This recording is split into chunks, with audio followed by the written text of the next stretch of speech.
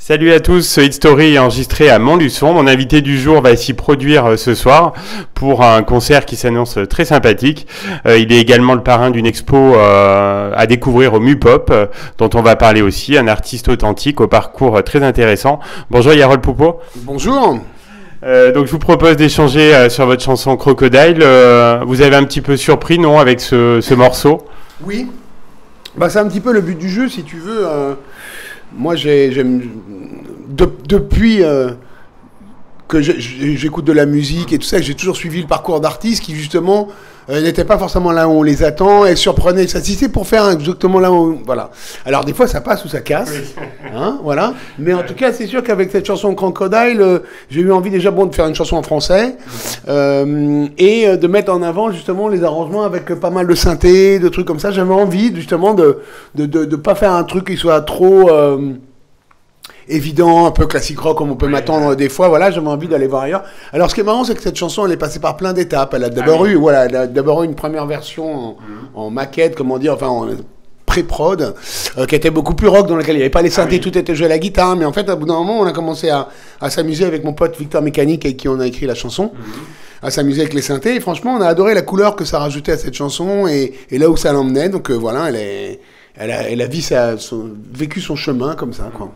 Puis il y a un petit léger autotune aussi. Ouais, en plus, oui. Bah, c'est-à-dire qu'on s'est amusé avec la production, marrant, effectivement, ouais. Bah, c'est un truc qu'on n'entend pas trop dans le rock. Alors, je sais que des fois, je me suis fait taper sur les doigts, mais au contraire, c'est ça qui est intéressant. Moi, je trouve justement, c'est de prendre des risques et d'aller justement dans des couleurs de son un petit peu plus. Je suis pas du tout quelqu'un de nostalgique et de trop tourner vers ça m'intéresse pas. Il y a des groupes qui font du rock exactement comme en 1970 ou en 72. Alors il y en a qui le font très bien, c'est super. Mais en fait, moi, ça m'intéresse pas. Moi, ce qui m'intéresse, c'est surtout aller un petit peu de l'avant et écouter des gens qui essaient d'innover un petit peu, partir des bases qu'on a, mais en étant innovant. Quand Jimi Hendrix est apparu, c'était la musique du futur. Pour les mecs, c'était pas un espèce de truc rétrograde, il faisait pas du Robert Johnson. Il faisait la musique du futur, il partait des bases du blues et du rhythm and blues pour l'emmener complètement ailleurs. Il a construit autre chose. Il a construit complètement autre chose. C'est ce qui était intéressant chez Led Zeppelin, c'est ce qui était intéressant chez les grands artistes qu'on aime, David Bowie, voilà. Et donc, c'est pas des gens qui essaient de refaire exactement... C'est comme si, je sais pas, les Beatles avaient fait du Scott Joplin à la lettre. C'est pas... Enfin, pourquoi pas, hein. Moi, j'ai rien contre. Mais si tu veux, moi, ce qui m'intéresse, c'est les artistes qui essaient d'innover et d'utiliser des outils un petit peu d'aujourd'hui et pour faire avancer un petit peu le schmilblick. Alors, de quoi traite le morceau et que représente ce crocodile? Alors, ça faudrait faire. En fait, à la base, c'était... Alors, c'est parti du crocodile. Va savoir pourquoi. Le mot est arrivé comme ça. Il est sympa, en tout cas. Pendant qu'on était en train de travailler sur la chanson, on jammait la chanson avec Victor, justement, voilà, Crocodile est passé par là. Il y a des mots comme ça, des fois, qui débarquent. Et ensuite, pour écrire les paroles, j'ai travaillé avec mon ami Lescope. Ah oui, qui est très doué aussi. Voilà, qui est très fort, qui écrit très bien. Et là, on savait pas trop... Alors, en fait, il y a eu une première version en anglais de la chanson qui parlait d'un mec qui était un peu un prédateur et qui, du coup... était pas très clean avec les nanas et tout ça, et donc on l'avait appelé Crocodile, voilà, le mec. Mais pour faire l'adaptation en français, en fait, il a eu une très bonne idée. Il s'est rappelé que le crocodile, c'est une drogue. Ah oui. Le crocodile, la drogue du crocodile, c'est une drogue qui prennent beaucoup dans les pays de lait. C'est un truc qui coûte rien et qui fait des dégâts, mais terribles. Et ça s'appelle le crocodile. On imagine, Voilà, parce que du coup, en fait, les gens qui sont accros à ce truc-là ont la peau qui devient un petit peu comme de la peau de crocodile. C'est-à-dire que c'est un espèce de dérivé synthétique du crack. En fait, c'est la pire dégueulasserie possible. C'est vraiment immonde. Et donc les gens qui prennent ça ont tendance à très vite péter un câble et voilà. Donc du coup en fait il est parti de ça. Il fait assez des images, un peu des sons, mais effectivement que ça parlait un petit peu de drogue, ouais. Et pour le clip, vous êtes parti sur quelque chose d'assez simple, efficace. Oui, alors c'était, on s'est retrouvé à faire le clip avec un ami Bertrand, le Pluard. C'est dans mon local. Dans mon studio, et en fait, on n'avait pas beaucoup de budget, on était encore dans des périodes de Covid, de trucs entre de confinement, reconfinement, machin. Donc du coup, on s'est mis dans mon studio, on a passé une journée ensemble. Et voilà, on a acheté des draps noirs. Et lui, il a fait des plans. C'est des très belles images. Lui, il est photographe et réalisateur, il travaille beaucoup pour la mode. C'est quelqu'un de très cultivé, de très intéressant. Et voilà, on avait comme ça cette idée de faire des plans très rapprochés, des gros plans, de la matière, les doigts, les guitares, le bois, enfin, le visage, enfin voilà, donc c'était... C'était sympa. Et c'était le morceau idéal pour lancer l'album? Bah, moi je trouvais, après c'est sûr que, comme on disait, ça a dérouté pas mal de gens qui m'attendaient pas là. Et à la limite, j'ai envie de te dire tant mieux. Oui. Donc c'est sûr que, notamment, moi tu sais, avec mon parcours de musicien qui a joué avec Johnny Hallyday, des trucs comme ça, on s'attend à faire un truc plus rock, basique. Voilà, et donc effectivement, il y a plein de gens qui ont été très surpris par cette chanson. Alors justement, il y en a, je sais que moi j'ai reçu des commentaires de gens qui justement étaient surpris à trouver ça génial et hyper intéressant.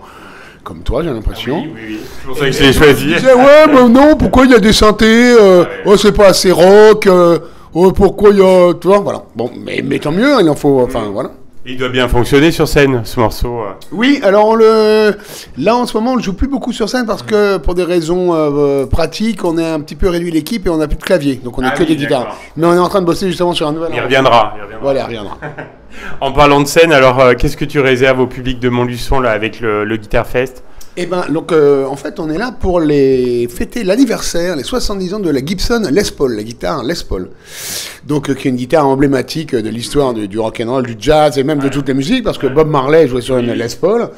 Et donc, on est au théâtre municipal de Montluçon, ce soir, pour un Guitar Fest, une fête de la guitare, avec plein d'invités autour de Julien Bitoun, qui est le commissaire de l'expo, qui est un musicien parisien que je connais depuis longtemps, avec qui on s'entend très bien.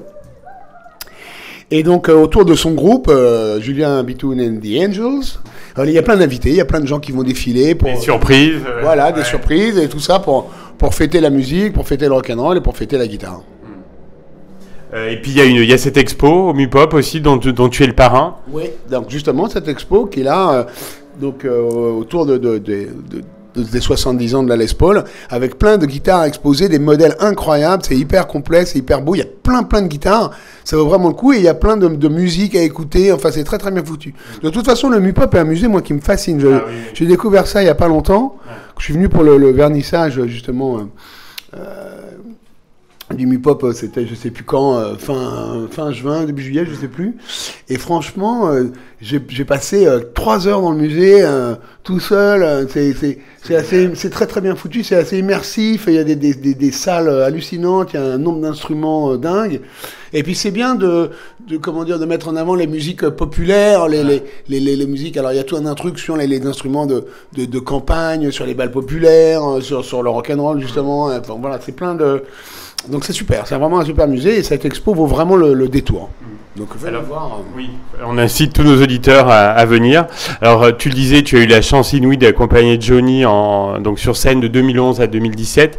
Qu'est-ce qui reste de ces années? On imagine plein de souvenirs. Oui, c'était fantastique, c'était génial. Déjà c'était génial de travailler avec lui parce que c'était un mec extraordinaire, c'est un grand chanteur, c'est quand même le rocker number one français. C'était un vrai amoureux du rock'n'roll, on avait ça en commun, on avait une vraie passion en commun pour le rock et surtout pour le rock des pionniers. Ouais. C'est-à-dire que lui et moi, on a eu envie de faire ce métier-là quand on a découvert Elvis Presley, quand on a découvert Eddie Cochran, Chuck Berry, enfin voilà, c'est vraiment les pionniers.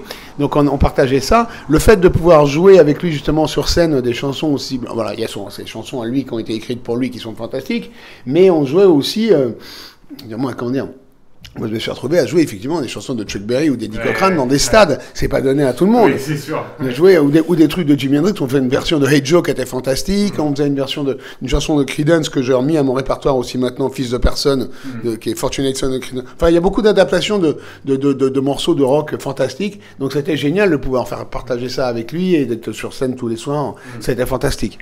En plus, si tu veux, j'ai eu la chance d'être aussi directeur musical, donc de pouvoir un petit peu insuffler au concert un peu de mon énergie, de ma vision des choses, c'est-à-dire que on avait envie de revenir à un truc assez brut, assez rentre-dedans, assez vraiment autour du rock'n'roll, d'un son assez lourd, quoi. Et puis tu continues à lui rendre hommage, je crois, comme au Bol d'Or récemment. Exactement. Ouais, c'était un bon moment. Oui, c'était super. Ouais. C'était très très cool. Moi, je passe sur le Bol d'Or, j'y ai déjà joué plusieurs fois. À chaque fois, je m'éclate. Et donc, ouais, j'étais ravi de faire ça. Il y avait un peu la pression parce qu'effectivement, c'était une première. C'est pas facile de chanter. C'est un grand chanteur. Donc, moi, j'adore chanter, mais je suis peut-être pas encore au niveau, quoi. Mais voilà, j'étais rien. Puis donc, voilà, donc c'était vraiment super de pouvoir faire ce concert. Normalement, j'ai un album qui doit sortir justement qui va sortir au mois de décembre. Ah ouais. Avec une réinterprétation à ma sauce de mes chansons préférées de Johnny. Ah, super. Et tu as d'autres projets là en cours dont tu souhaiterais nous parler? Alors, j'ai ce projet là qui doit sortir en décembre. J'ai encore des concerts sous mon nom là jusqu'à la fin de l'année. J'ai quasiment tous les week-ends.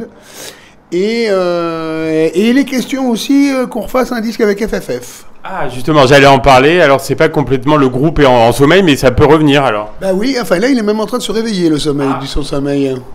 Ouais, c'est une bonne nouvelle, ça. Ouais. Alors, on ne sait pas combien de temps ça va nous prendre. On ne sait pas encore. On n'a pas vraiment d'agenda précis là-dessus, mais on a commencé à se revoir, à travailler ensemble, à refaire de la musique tous les quatre. Et on prend beaucoup de plaisir. De toute façon, on a toujours pris énormément de plaisir à jouer ensemble, à faire de la musique. Et donc, voilà, il est question qu'on refasse un disque.